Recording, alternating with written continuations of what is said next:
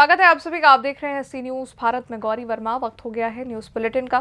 Bulletin में बात होगी बलिया की, जहां पूर्व प्रधानमंत्री चंद्रशेखर की पौत्री सांसद रानिया शेखर ने दिया बड़ा कदम। साथ ही चर्चा होगी हाथरस की, जहां लोकसभा चुनाव को देखते हुए किया गया पैदल गश्त। और बात होगी मथुरा की, जहां खंडेलवाल में युवक का हॉर्स फायरिंग का वीडियो हुआ वायरल। इन तमाम खबरों पर करेंगे विस्तार से चर्चा।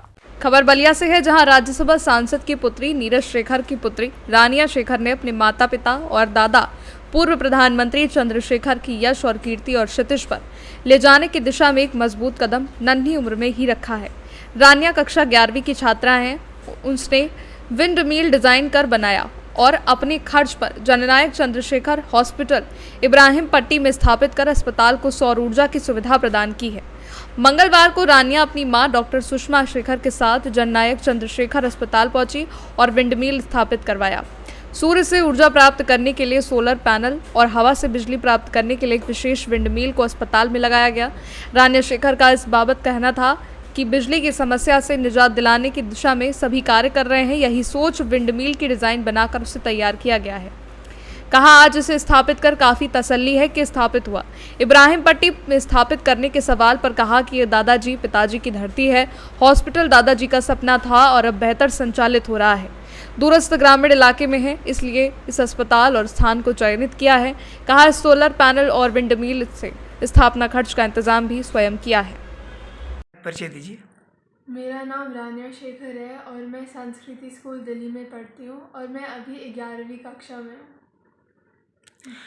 बलिया में आप एक प्रोजेक्ट लेके आई हैं, उस प्रोजेक्ट के बारे में बताइए थोड़ा सा। तो ये प्रोजेक्ट रिन्यूएबल एनर्जी पे आधारित है।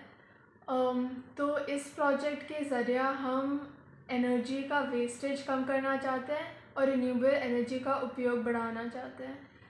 और दूसरी बात है कि कभी कभार अस्पताल में पावर कट हो सकता है या बिजली का कोई समस्या हो सकता है। तो इस प्रोजेक्ट से हम जो विंड मिल्स और सोलर पैनल्स इंस्टॉल किए हैं वो एनर्जी फिर भी सप्लाई करेंगे। जब पावर कट हो तो एनर्जी फिर भी मिलेगा। अच्छा, विंड मिल प्रोजेक्ट को लॉन्च करने के लिए बलिया इब्राहिम पट्टी आपने क्यों चुना? तो मेरे बाबा श्री चंद्रशेखर और पापा श्री नीरज शेखर ये इधर ही से हैं और इधर के लोग उनको बहुत आशीर्वाद दिए हैं। तो मैंने सोचा कि मुझे भी इनको कुछ वापस देना चाहिए। और ये जो अस्पताल चुना है ये बाबा का सपना था, तो उससे बेहतर जगह है ही नहीं। धन्यवाद। डॉक्टर साहब, चंद्रशेखर जी का ये निर्मित अस्पताल काफ़ी दिनों से बंद था, उसके बाद सरकार और आपकी प्रेरणा से शुरू हुआ और आज रानिया शेखर ने इतनी बड़ी उपलब्धि इस अस्पताल को दी। यह आपको कैसा लग रहा है? मैं बहुत बहुत बधाई देता हूं रानिया शेखर को। और रानिया शेखर जी जो माननीय सांसद हैं, श्री नीरज शेखर जी की सुपुत्री हैं और श्री चंद्रशेखर जी की पौत्री हैं। उन्होंने एक जो अपने बाबा का जो सपना था और जो गांव के शहर में रहने के बावजूद भी उसने गांव का दुख दर्द महसूस किया। क्योंकि यहाँ पे जो हम लोग जब हॉस्पिटल शुरू किया 1.5 साल पहले, तो ये हॉस्पिटल एक खंडहर के रूप में था, लेकिन मुझे पता था कि माननीय पूर्व प्रधानमंत्री चंद्रशेखर जी का सपना था कि एक इब्राहिम पट्टी में एक अस्पताल चलाया जाए और हम लोग को शारदा नारायण हॉस्पिटल को ये मौका मिला इस हॉस्पिटल को चलाने का। तो उसके बाद जब मुझे ये पता चला यहाँ बिजली की बहुत दिक्कत होती थी, क्योंकि हम लोग जैसे पेशेंट आते थे, जनरेटर की सुविधा है, ट्रांसफार्मर है, लेकिन फिर भी बिजली में आप देखने में कि बिजलियाँ बीच बीच में कट हो जाती थी आधा एक घंटे के लिए, तो हम लोग को बार बार जनरेटर चलाना होता था, उससे एक्सपेंसेस भी अधिक आता था।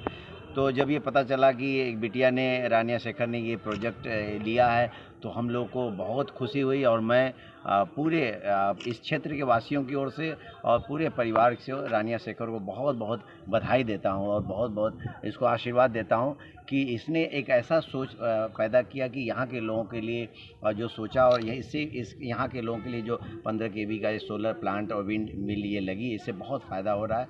मुझे आगे उम्मीद है कि इसने जो प्रोजेक्ट काम किया इसके फ्यूचर के लिए मैं इसके अग्रिम भविष्य की शुभकामनाएँ देता हूँ। उम्मीद करता हूँ कि ये जो इसकी सोच है ये बहुत सेंसिटिव भी है और लोगों का दुख दर्द भी, जो गरीबों लोगों के बारे में भी सोचती है, यहाँ के लोग, गांव के लोगों के बारे में सोचती है, तो ज़रूर ये दुनिया में ये पढ़ाई अभी कर रही है, 11th में है, अभी 12th में गई हैं, तो मुझे पूरी उम्मीद है कि इसकी ये सोच से समाज को और दुनिया को बहुत ही आने वाले समय में बहुत कुछ मिलने वाला है। और मैं भगवान से भी प्रार्थना करता हूँ कि इनका भविष्य उज्जवल हो और ये जो अपना सपना देखें इनको सब। बलिया से सी न्यूज संवाददाता श्री कृष्ण तिवारी की रिपोर्ट। खबर हाथरस से है, जहां पुलिस अधीक्षक हाथरस निपुण अग्रवाल द्वारा सीए परीक्षा, त्योहार और लोकसभा चुनाव को देखते हुए शांति और सुरक्षा व्यवस्था को प्रभावी बनाने के लिए पैदल गश्त किया। थाना सिकंदराव क्षेत्र में पुलिस बल के साथ पैदल गश्त और सुरक्षा व्यवस्था का जायजा लिया गया। थाना सिकंदराव क्षेत्र के कस्बा सिकंदराव, राठी चौराहा, कनपुरिया तिराहा, नगर पालिका सिंदराव के मुख्य बाजारों और स्थानों में पुलिस बल के साथ पैदल गश्त कर लिया गया। सुरक्षा व्यवस्था का जायजा लिया गया।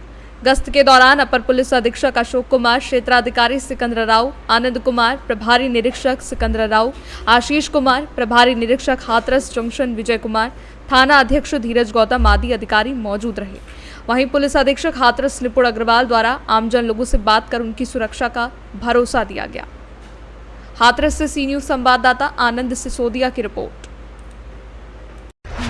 खबर मथुरा से है, जहां के थाना हाईवे के अंतर्गत खंडेलवाल सेवा सदन में समारोह के दौरान एक युवक द्वारा हॉर्स फायरिंग का वीडियो सोशल मीडिया पर वायरल हो रहा है, जिसके विरुद्ध थाना हाईवे पर मुकदमा पंजीकृत किया गया है। जिसकी जानकारी देते हुए क्षेत्राधिकारी रिफाइनरी श्वेता सिंह ने जानकारी दी। सुनिए। आज दिनांक 13 मार्च 2024 को एक वायरल वीडियो प्राप्त हुई, जिसमें कि एक व्यक्ति किसी समारोह में फायरिंग करता हुआ दिखाई दे रहा है। इस संबंध में जानकारी करने पे पता चला कि 12 मार्च 2024 को खंडेलवाल सेवा सदन थाना हाईवे में एक शादी समारोह में ये वीडियो बनाई गई थी। इस वीडियो में दिख रहे व्यक्ति की पहचान कर एवं इस शस्त्र के लाइसेंस धारक की पहचान कर दोनों के विरुद्ध सुसंगत धाराओं में मुकदमा पंजीकृत कर आवश्यक कार्रवाई की जा रही है। मथुरा से सी न्यूज संवाददाता जीवनदीप कल्याण की रिपोर्ट। खबर मथुरा से है, जहां आपदा हो या उत्सव, नागरिक सुरक्षा संगठन एक ऐसा संगठन है जो हर तरह से कार्य कर रहा है और वारन अपनी जान जोखिम में डालकर बिना किसी हितलाभ के निस्वार्थ भाव से कर्तव्य को निर्वाह करते हुए, परंतु शासन की तरफ से कोई भी सुविधा और अन्य लाभ नहीं मिलता है। इसी क्रम में जब नागरिक सुरक्षा संगठन मथुरा के उप नियंत्रक अधिकारी जसवंत सिंह से बात की गई तो उन्होंने क्या कुछ कहा, आप भी सुनिए। मथुरा से सी न्यूज संवाददाता जीवनदीप कल्याण की रिपोर्ट। सिद्धार्थनगर जिले के विकास खंड बासी के ग्राम पंचायत बलुआ के टोला बलुआ में अंजनी देवी पत्नी संजय को सरकारी आवास न मिलने पर अपने 3 मासूम बच्चों के साथ छप्पर के मकान में रहने को मजबूर। अंजनी देवी ने बताया अपनी आप बीती। कहा कि जब बारिश आती है तो वो अपने तीनों मासूम बच्चों को लेकर दूर के मकान में रहने को जाती हैं। मजबूर अंजनी और उसके पिता ने बताया कि हम आवास के लिए लगभग 3 बार आवास के लिए आवेदन कर चुके हैं, लेकिन एक बार भी विकासखंड के कोई भी अधिकारी और ग्राम प्रधान देखने नहीं आए। वहीं उसके छप्पर में बने मकान अभी तक किसी भी अधिकारी का नहीं पड़ा नजर। आवास के अभाव में अंजनी अपने 3 मासूम बच्चों और परिवार के साथ छप्पर की मकान में अपना जीवन यापन करती नजर आई। अंजनी के पति किसी तरह मजदूरी करके अपने परिवार को चलाते हैं। जीविका ऐसे में कहां से बनाएगा मकान। क्या नाम है आपका? अंजनी। कहाँ के रहने वाली हो? बलुआ का। ये आवास को लेके क्या मामला? मामला ये 2-3 बार आवाज डाल करें, ऑनलाइन नहीं आया है। 2-3 बार ऑनलाइन किए, कोई हाँ। अधिकारी आए थे जांच करने? नहीं, कोई नहीं।